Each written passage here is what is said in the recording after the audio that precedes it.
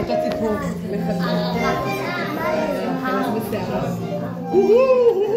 אני ציפור! אתם ממשיכים. התבשרו! עוד מעט ייתן האל לעמו עם ישראל תורת אל! צוויץ! בשורה! על אחד הערים תינתן התורה.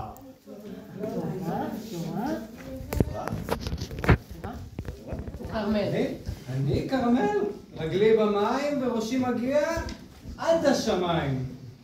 יפה אני למראה עיניים, עליי ורק עליי ייתן לאל את התורה. ניתן לכרמל, על הכרמל? התורה תינתן על הכרמל? לא.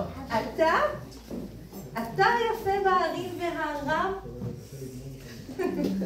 הלא הר כמותי אין בכל העולם. על ראשי מלך צח לבן, ועליו ירחף וישוט לו ענן. אני החרמון הנפלא הלבן, רק מעל פסגתי הלבנה הצחורה ייתן אלוהים לעמו התורה. לא. החרמון תינתן? לא. הרע. קבלו אותו. מי אתה? הר חרמון? מי מכיר? מי ידע? אך אני ערערת מפורסם ונודע. עת ושמד היקום במבול וטבע, על כתפי אז עמדה וניצלה התיבה. סליחה, חברים יקרים שלי, כמה שאתם נמהרים, אני הר תבור, ואני היפה והרם מכולם, ועל פסגתי נפלו גיבורים, ונערכו פה אין ספור קרבות אדירים. אז אני רוצה לקבל. לא, אני. לא, אני,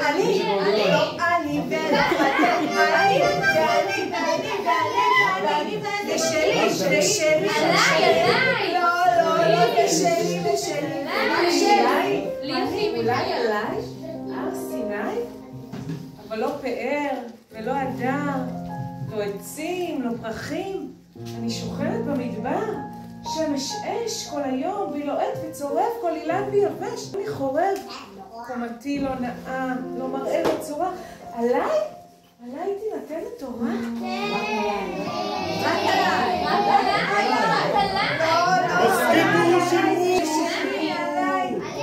כי על הר סיני תינתן התורה.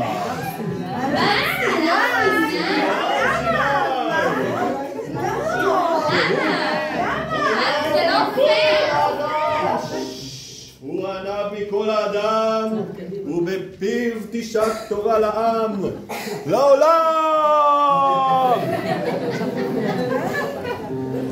אתה הר סיני, אתה אינך כחבריך הרברבנים, המסיתים, הטיקטוקרים.